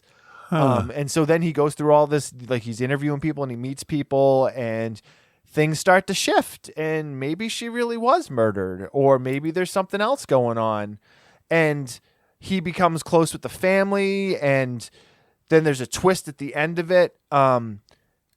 Dude, it's really fucking good. All right. And kept me guessing to the end, and then when we get it's not really a twist, but we get the resolution of what happened, and he's turned the podcast in, and now this other thing has happened, and the podcast people don't necessarily care about what's really going on. It's more about the story. And if you had told me that BJ Novak was going to make one of the best mystery thriller comedies this year, I would have been like, "You're crazy!" But it's really, really good, man. It is really well. good. I've learned now over the years with Danny McBride and all these other comedians, like comedy and horror they are both about timing, and it's just what you're saying or doing that's timed right. So I'm not going to count any of them out for anything anymore, Right. So, yeah, I mean, I think that's why Jordan Peele, he honed his comedy, so now he's figured out tension. So there you go. You keep somebody in suspense for the punchline, but yeah, that sounds interesting. It sounds like it could be a little allegorical to other stuff that might have been happening from a person that I know can be very political. Yeah, for sure. Okay, before we get to our number ones, Chris, do you happen to have anything there that you were really let down by this year? Yeah, I got 1, 2, 3, 4, 5. I have 5, 2 that I was really let down by. The other 3, not great. Just all right, well, give me the couple that were your biggest letdowns of the year. The 2 worst movies I watched this last year. One of them I got about 14, 15 minutes into it, and I'm like, this, my energy bill cost more than this movie. And that was Jeepers Creepers Reborn. Oh, I didn't even It may be the worst movie of the year, hands down. But this other one is so bad, yet so inspirational at the same time, because it's the very first time I ever had the thought of, I should import that into an editing program and make the changes I think it would benefit from. And that would be tightening up the final cut of Rob Zombie's Monsters. I honestly think if you were to cut out 10 seconds here, 3 seconds there, 5 seconds there, throw in a laugh track, it would be enjoyable. It's just, there's too much in between the jokes and the payoffs. It's like when you watch the very first episode of Bob's Burgers and then you jump 6 years into the future for the next one. Everything's a lot tighter. You know, I don't think Rob's got the sense of basically TV sitcom slapstick timing. And I think that's what it hugely failed for. Here's one that I knew that was going to be awful was Morbius. Like, I didn't even give that a proper chance in my head. I didn't watch it either. No. And then just because you made me watch him, I put Dark Glasses and Crimes of the Future on here. In terms of worst, really? All right. Nah, it's just the two of them popped up, and I'm like, I really didn't like either of those. But for the rest of the stuff I watched, it was just like, that's like middle of the road. Like nothing except Jeepers Creepers. Like, I'm like, we finally get away from the dude that everybody had the problem with, and now, oh fuck, you can't even make a good movie. I can't even think of a way to defend you, studio, because you fucked it up too many times. So I'm done with that character. Fair. All right. So for me, my number one letdown was a film that had gotten a lot of really good reviews from people that I respect in terms of their opinions. But Bodies. Oh, you got to it. Okay. I watched it, and man, what a fucking insulting fucking turd of a movie. So they try really, really hard to make this Gen Z like nuevo slasher film or whatever, with all your cast of 20-year-old do nothing annoying characters. Okay. And basically the story is you got a group of rich 20-somethings and one poor girl, because that's usually how it works. They're going to stay at this remote family mansion that's owned by Pete Davidson's parents. They decide to do, it's during a hurricane. They decide to do this game, which is basically kind of one of those like like a murder whodunit type game, but it turns deadly. And then you get all of your basic backstabbing, who's a fake friend and not a real friend. And it just gets so fucking tedious. I talked a lot about movies that have too long a runtime. This movie was an hour and 33 minutes, and it felt longer than any movie I watched this year. It just devolves itself into a bunch of female characters that are all inherently completely unlikable, screaming at each other for no apparent reason.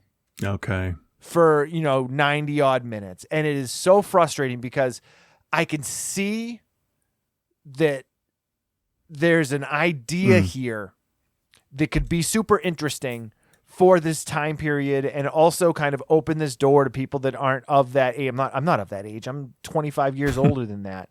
So like I get that I don't understand all of that stuff, but at the same time, like I'm interested to see what's happening, right? And it's just presented in such a poor way.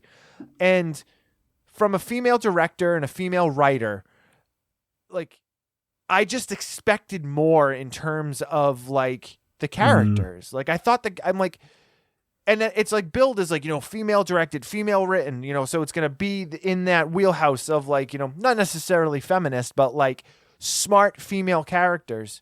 And like, they're done such a disservice in this because there's just nothing to grab onto in any of the characters. The sole bright spot in it is Maria Bakalova, who was in the last Borat movie. She's the one of the stars in this, and she's the only redeeming thing in the entire movie. And then when it ends, spoiler alert, it was all a big fucking mistake. Nothing went down. Like nobody murdered anybody. What? Like, everyone's dead, but like it was a mistake because Pete Davidson was filming himself when he was trying to like swing a sword around, and he accidentally hits himself in the neck with it and bleeds to death, and they thought somebody murdered him. Spoiling the whole movie, just so you guys know, because it's fucking terrible. And then they all fucking implode on each other because they can't figure out who the murderer is, when at the end of the day, nobody actually murdered anybody. And does it just end there, or is there any kind of epilogue about trusting people? Nope, just ends. Nope, just ends. That's ends. A bit disappointing. Yeah, a bit. A bit. Yeah. Yeah. Let me see here. There's a couple other ones that I was just that was the one that really bummed me out. Shit, what was the other one? I got this whole Doctor Strange in the Multiverse. Oh, yeah, I just kind of I watched it. I'm like, it's fine. I think Raimi and Rodriguez are sort of in the same boat right now. I don't feel like they have the vision for that type of large spectacle on a screen. It was just too much. The whole thing. It was like, yeah, and you know what? Thor and Love and Thunder is kind of in the same boat. Although I think I like Thor: Love and Thunder a little bit more than Doctor Strange. I did, yeah. But it was the same thing. Just too much. Marvel needs to get back to. I mean, I'm hoping that Guardians of the Galaxy Volume 3 will be the film that kind of brings us back there, but I don't have a good feeling about knowing the way that Thor ended up playing itself out with an incredible director and a guy who's in general I love, and James Gunn now moving on from Marvel to DC. I don't well, I mean, he's going to end Guardians the right way. He's not going to be, a jump ship dick about it, because he's put a good chunk of his life into that series of movies. So that'll be good, and it'll be in line with what they want to do in the future, and it'll put them in the right place, blah blah blah. That's fine. I mean, is it going to be sugary for the right reasons or the wrong reasons? Is it going to, how's it going to play out emotionally? Right. Like, I don't want the whole thing to be remember when we did this, but I don't think I trust him still. So I hope so. I mean, I had trusted Sam Raimi too. So, and Takawati was another guy that I trusted. So we'll see. Yeah. Just quickly, VHS 99 bummed me out. There were Wasn't parts. Really as good as I thought there were parts that I like. So, like, what can you do? Yep. And not that I had a real high bar for it, but I expected more from Halloween Ends. I expected nothing, to be honest. So I should have expected nothing. I mean, and then I still would have gotten the whole nothing. thing, like with Michael Myers, is it's just a dude. Like, that's it. It's just some guy. Fucking move. I'm a guy like you. Seriously. All right, let's do our number ones, Chris. Your favorite film of 2022 fucking Shin Ultraman. I'm not even gonna beat around the bush. It has to be. This movie, I talked earlier, and I didn't realize I had done this. I talked about the anticipation versus payoff. And the anticipation for this was middle of the road. Hey, Ultraman looks really good. I trust the people behind this because I've seen Shin Godzilla, and they understood at least the raw animal power of nature that Godzilla represents. I know animal power of nature isn't a thing, but you all know what I'm talking about. So I figured they would get it. That's the depressed, dark version, and Ultraman is the well-adjusted, happy, like, wants to be helpful to everybody. It's hopeful. Godzilla is hopeless, and Ultraman is a beacon of hope. And that was it. It's just that's. I'm gonna go back to it. I know it's a mashup of 3 or 4 episodes, and I kind of like consuming it that way. Almost like it's like, okay, we've dealt with that problem. Now let's move to this one, and it's not all convoluted to be extra convoluted. There's one storyline element of the plot that's like a little more confusing than it needs to be, but ultimately this movie delivered more smiles, and I'm not even joking, more smiles and and pointing at the screen than any other movie this year. So I mean, Ultraman was an integral part of my childhood. And the only thing I have left to get is an Ultraman beta capsule. And they just re-released them in Japan. So they're no longer $350. They're $115. And you know what? For a prop that has music and it lights up and it does, and I've wanted it, and I've pretended to have one since I was little, like toilet paper tube when I was tiny, you know, whatever. I think I had a drumstick at one point that I was using as it, and it was just this, it just kept going. And they're releasing a prop version of the new beta capsule. So I hope to procure a couple of those, and that would be nice. It's the earliest prop I remember recognizing as a prop.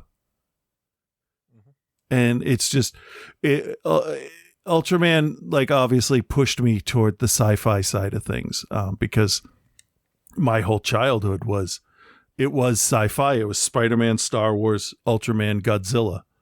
And then I moved into horror after that. So that's why I like my horror with some sci-fi in it, I guess. It's like a celluloid peanut butter cup. Is this making any sense? A celluloid peanut. Yeah, you know what? I've heard worse. So yeah, I'm on board.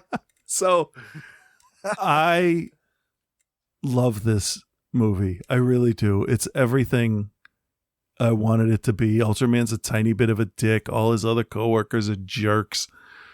But he's like, nah, these people are fine. It's, you know, it's the ultimate making friends. But no, I could tell the people that did this, it wasn't just, hey, we're gonna reboot Ultraman. They knew the story, and they knew what the fans wanted to see, and they didn't overdo it with fan service. It just makes me feel good, and I'm happy for that. So that's, yeah. And I agree with you. I mean, it's a different connection that I have than you do. But yeah.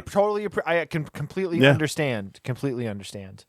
Good pick. All right. Well, if we move on to my number one. I know, shocking turn of events here on OTC tonight. Moving on to my number one. Much like you, it's not necessarily a property, but it's definitely an actor who holds a special place in my heart. And this is a film I've never even mentioned on the show, not even once this year. I never brought this title up once, because I watched it just recently and I've been waiting for it. What's an end-of-year list for Bill on OTC without a Nicolas Cage flick? And my number one this year is the role Nicolas Cage was born to play, and that's the role of Nicolas Cage in The Unbearable Weight of Massive Talent, directed by Tom Gormican, who directed That Awkward Moment and was the creator of the very short-lived, and unfortunately short-lived because it was quite good, the TV series Ghosted, starring Adam Scott and Craig Robinson, which is a shame. The show was fucking hilarious. But we're talking about The Unbearable Weight of Massive Talent, Nick Cage in the role he was born to play himself. It's a very simple story. The story is Nick Cage poking fun at himself pretty much for an entire film. He's, plays himself or a version of himself. And he's kind of down on his luck. Like, we all know that Nicolas Cage has had some tax issues and he's had some issues with spending money. Yeah, he's bought some ridiculous shit. I totally sympathize. Yeah, absolutely. And he's definitely done some films for paychecks and done some things for paychecks. So that's the Nicolas Cage we meet in this. He's kind of down on his luck. He's going through a divorce. He's got a bad relationship with his daughter, and he just doesn't know what to do with his life. He gets an offer to come in and attend a birthday party for Javi Gutierrez, played impeccably by Pedro Pascal, who, despite his politics, I'm becoming a very big fan of. I really enjoy his stuff. He plays Javi Gutierrez, who is purported to be some sort of drug-running criminal in Mayorta.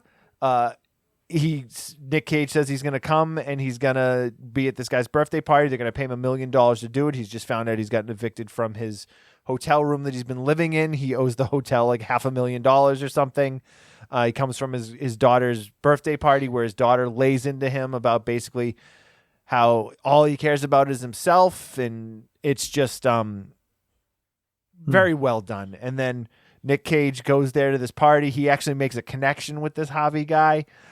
Some things happen. It's not all what we think. There are drug people involved. And then Nick Cage has to basically live out the action movie that he's been starring in for the last 30 years or so. And it's so let me ask you a serious question that's going to sound like a joke. At any point, does he put on a terrible wig as a disguise? Yeah, all of course right, he does. fair. I will watch it then, because if he's that self-aware, I'm all for it. Oh my God. It goes to show how self-aware he is. Like, he knows. And like, so Neil Patrick Harris has a cameo playing his agent. And he's basically, they're just like talking about like movies that he's done. And like Neil Patrick Harris essentially says to him, he's like, dude, you'll do anything for a paycheck. And he's like, yeah, but I'm done with it. And I'm not going to do it anymore. I'm going to retire from acting. And that's going to be it. But then like, he goes and he has a meeting with a director that's making like a Boston Mafia movie, and he's like, if you're worried about me doing the Boston accent, I can. If you want me to read for it, I'll read for it. And he's like, no, Nick, I don't need you to read for it. And as they're leaving, was it Chateau Marmont or whatever they're leaving, he goes into this like whole soliloquy from the movie that this guy's making with like the worst Boston accent you've ever heard, and he's like so over the top, and he's doing the whole thing. All right.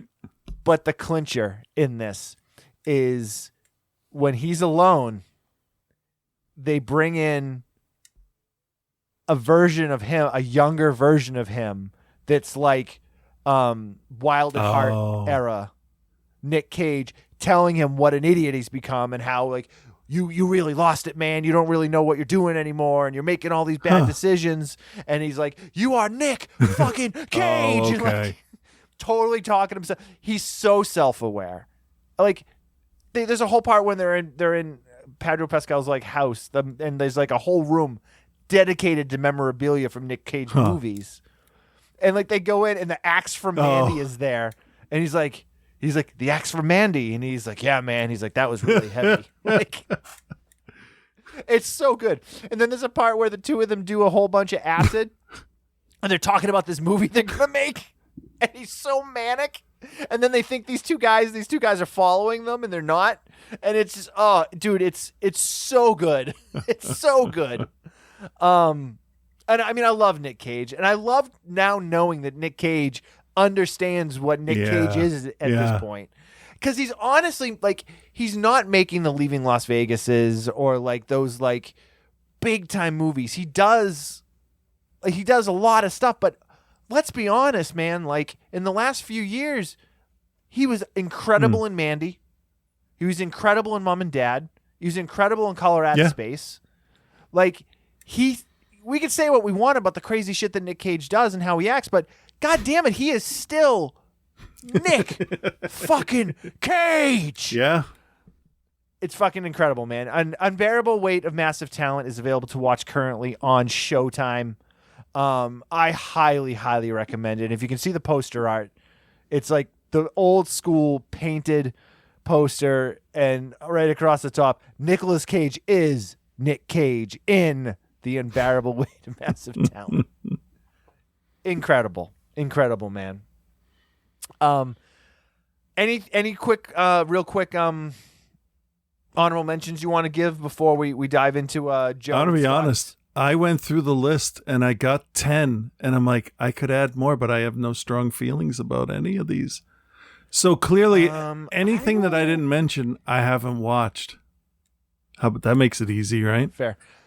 I'm gonna just look at my list here real quick, and no, this is not. I mean, I enjoyed most of the Cabinet of Curiosity episodes. Most. I didn't actually watch. I wanted to continue, but it wasn't. what I thought it was going to be, but once I got used to what it was, I was fine with it. That's fair. All right, so I'm just going to go through a couple quick ones here that I enjoyed that are not going to be on my list next week or our year switchover. I did enjoy Black Adam. Didn't love it. I thought for all the work The Rock put into it, it shouldn't have been a brooding anti-hero kind of thing. I think he should have just woken up and started fighting Shazam or Superman and then work it out through talking and learning. But what do I know? I found it boring, but what's his face's Dr. Fate was really good. For sure. A Wounded Fawn, which is a Shudder release. I watched that the other day. I almost watched that last night, but I went with something else. Yeah. It was good. Yeah, no, it was good. I enjoyed Christmas Bloody Christmas. God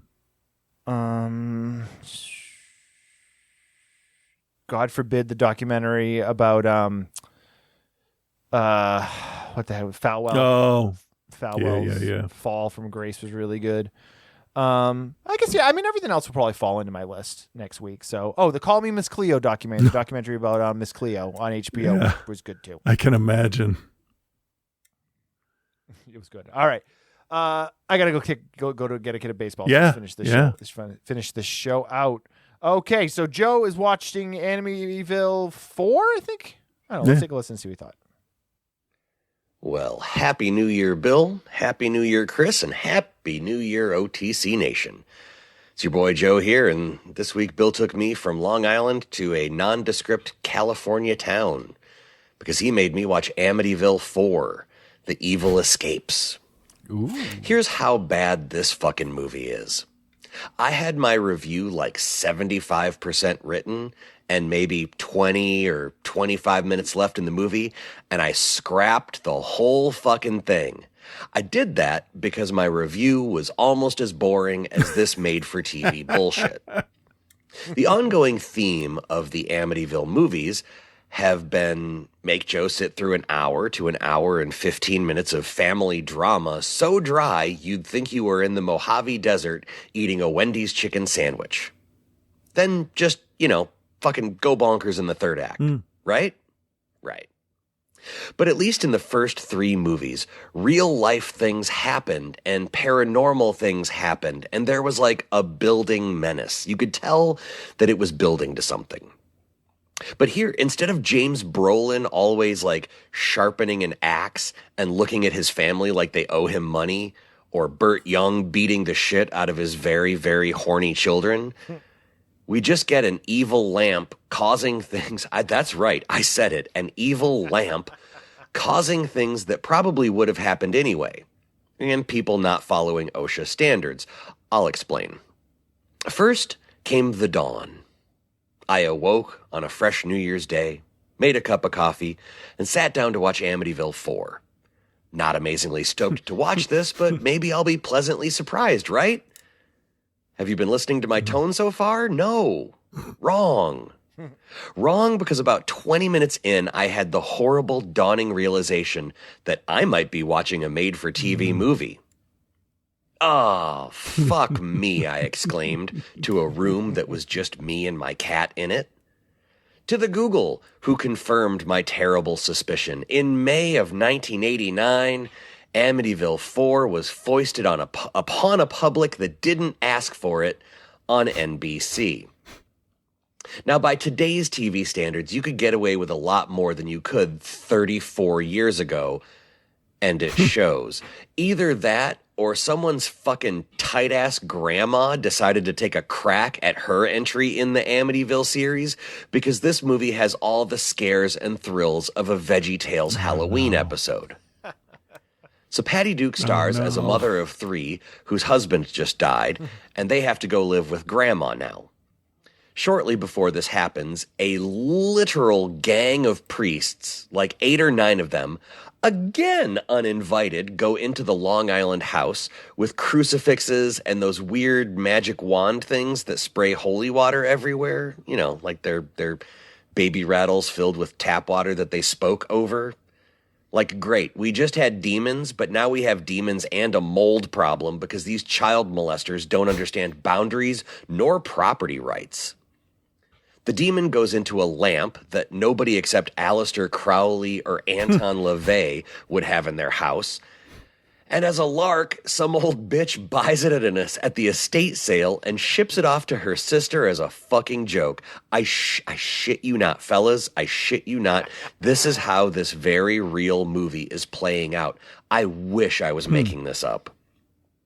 The recipient of the possessed joke lamp is indeed the grandma who now has to deal with both the lamp and now her emo kid and grandkids taking up space in her home in her golden years. The possession happens pretty quickly, but all it does is fuck with electrical things. In a house that looks at least 100 years old in the late 80s. Like, oh, the lights flickered. How scary. Like, yeah, the last time this house probably had an inspection was during the Hoover administration. The wiring probably doesn't even have plastic sheathing on it, Ours for fuck's doesn't. sake. It's a wonder this motherfucker hasn't burnt to the ground by now. How supernatural would that be? Everyone in this movie is shitty and one-dimensional, even the demon. Like, grape job, Beelzebub, you made a door open on its own. Like, all the scares so far feel like they were written by that one religious kid that you grew up with who would, even with no adults present, chastise you for saying crap or damn. The best thing here is that they are presenting plain old generational trauma as paranormal things. Like, this might be the most America in the 1980s thing I've ever seen.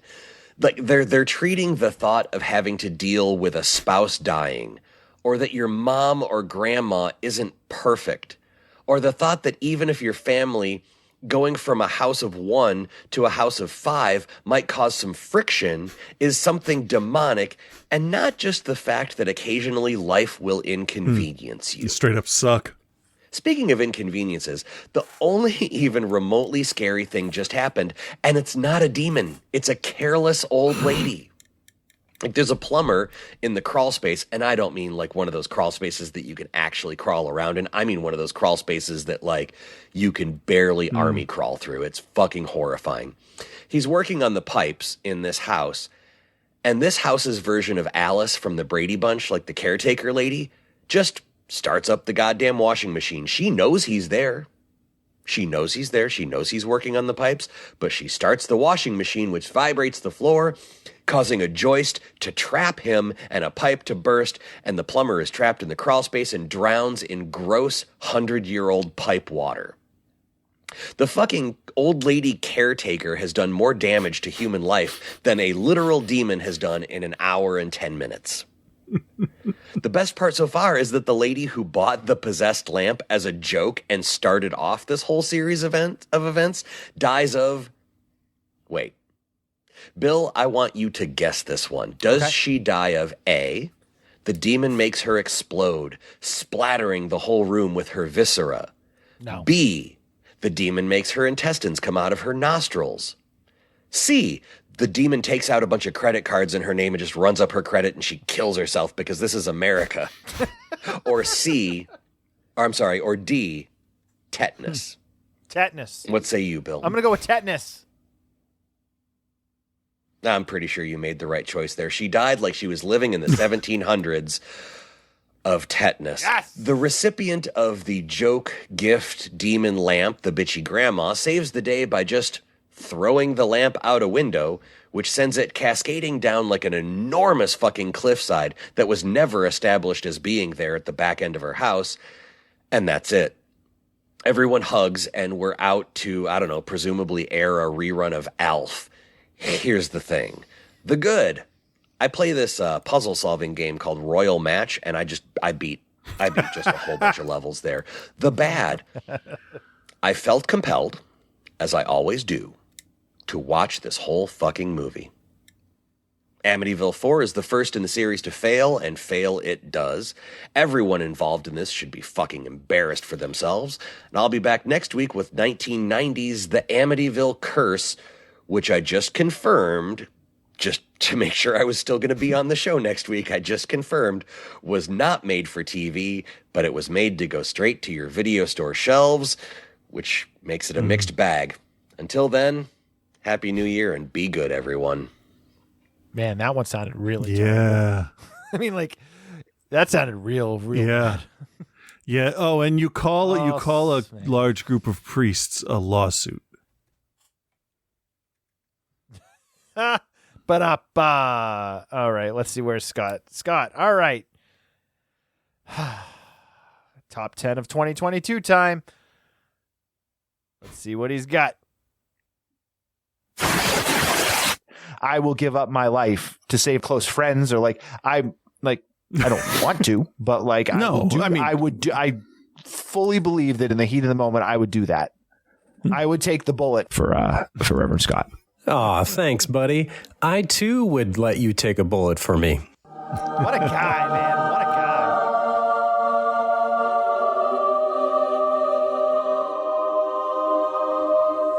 What? Yeah. Holy shit. Yeah. With Reverend Scott. Zubadoo Jello Pudding Pop.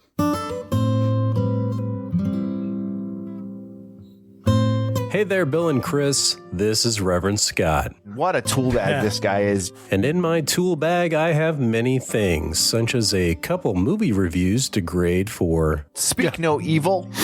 And the other film is called Fresh. And after that, since we're closing out the old year for the new year, I'm going to tell you my top 10 movies of 2022.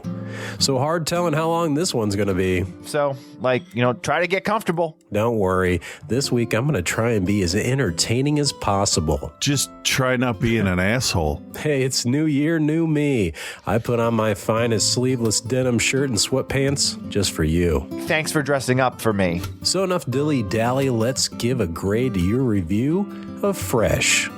Fresh starts out with a girl trying to go on some dates. Bill's paternal instincts kicked in and he was already yelling at the screen, telling these guys that they're just not good enough for her. Yo, you gotta buy dinner, man. But these were guys that she met from a dating app, which Bill was quick to inform us of how they were doing that wrong too. And obviously, I've never had to be in this situation. I've never had to use a dating app, but I'm pretty sure that if I did, the first thing I would do after somebody responds is send a picture of my dick to somebody.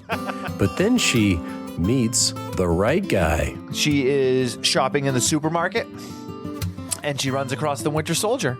And he seemed great. That's when I kind of zoned out. I think I missed a few things. I think he ends up stealing some of her steaks that she bought from the store or something and tells her, I'm going to sell your meat. Which is a big red flag if you ask me. No one wants to buy someone else's used meat. Something's not right here. Then Chris got off on some tangent about his favorite desserts. Breast milk ice cream topped with nipples. Anyway, it sounded like a great romantic comedy. Solid B+. And the review? Well, from what I heard, that'd be a B+ as well. Which brings us to our next feel-good flick, Speak No Evil. It's about a couple of families on vacation, which sounds pretty fun. Then Bill seems to be upset that one of the moms is not a meat eater. Louise specifically tells them when they were in Italy, and then again, that she's a vegetarian and she doesn't eat meat. You don't have to you don't have to like vegetarians. I guess not. Anyway, I don't recall much more about the other characters because Bill had a hard time telling us about them. The characters are very much of the Bart, shut up! Shut up! It's fine. She went out. No big deal. Anyway. Yeah, anyway. Seemed like it was your typical National Lampoon's Vacation type flick. I give it a B. But the review was quite entertaining, and I give that an A-. So you can put that on your job resume. I don't know about that.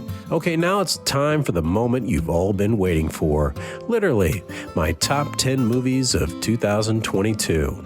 I have to say, I found out I saw quite a few more movies than I had remembered once I listed them all out, and it's shocking how many of them didn't make the cut. Like Hellraiser, that was close. The Lost City was pretty fun and almost made it.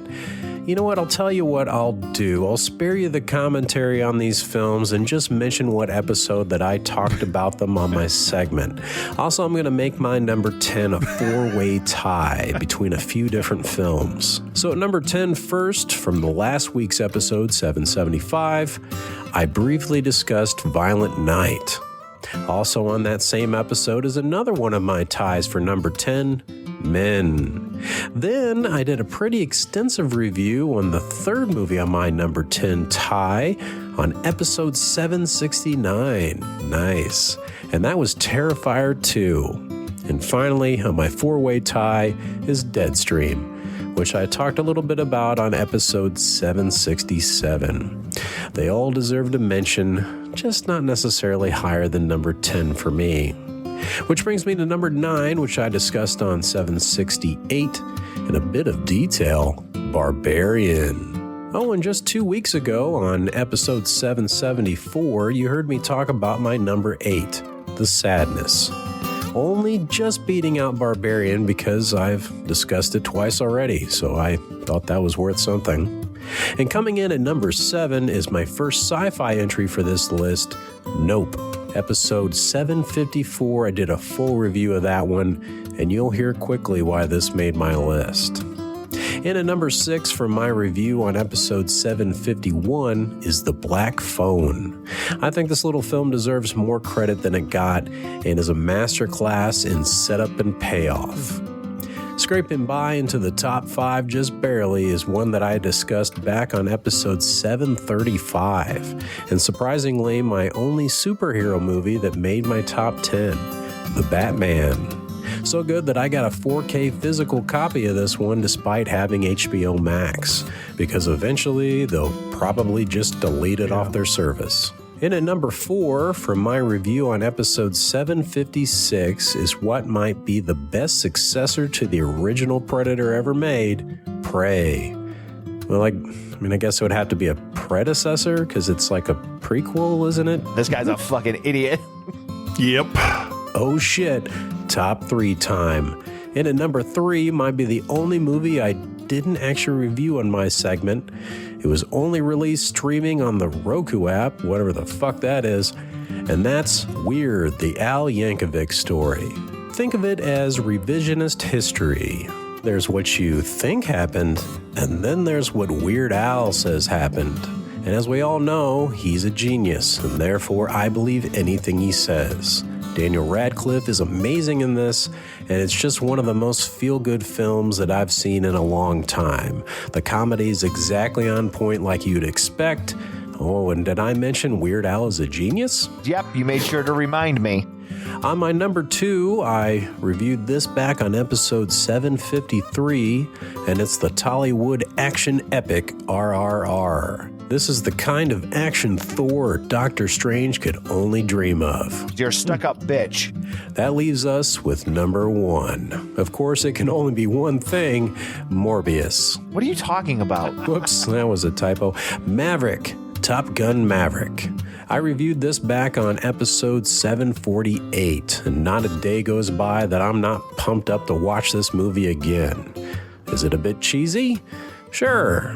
Is the bad guy extremely vague and nowhere near the type Chris wants to see in a film? I'm gonna destroy Hogwarts and kill all the kids. Probably.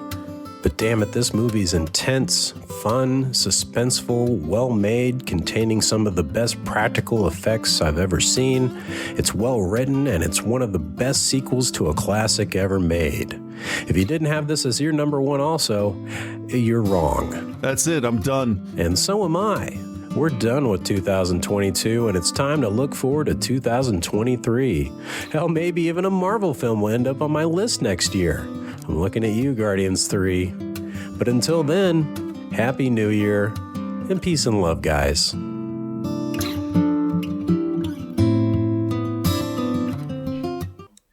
Outside the Cinema, the only podcast that would really like to have you for dinner. once you taste the forbidden fruit, Human meat. you have to like continue to have it. Like we just need to eat more and more of it till we die. I guess, man. Nipples. Well, there you have it, our top 10 films of 2022. Thank you very much, Scott, for providing us your list. Oh, it was. Anyway, if you would like to join the Patreon, patreon.com/outside the cinema. $5 a month gets you access to everything. $10 a month, we will give you anything. What? Huh? Okay. I didn't say it. Don't forget our Facebook group. Just go to group, search Outside the Cinema. You can follow Chris and I on Instagram at OTCBill and at Cthulhu. Back to basics next week, and then at episode 780, we will turn over to season 15. We will enter our 15th year, and we will do our top and bottom 6. Yeah. That's all I got, man. Thank you guys for hanging out. Have a good New Year. No, Anything else you wanna that's add it. real quick? That's all there is. All right, cool. Talk to you Bye. guys next week. Later.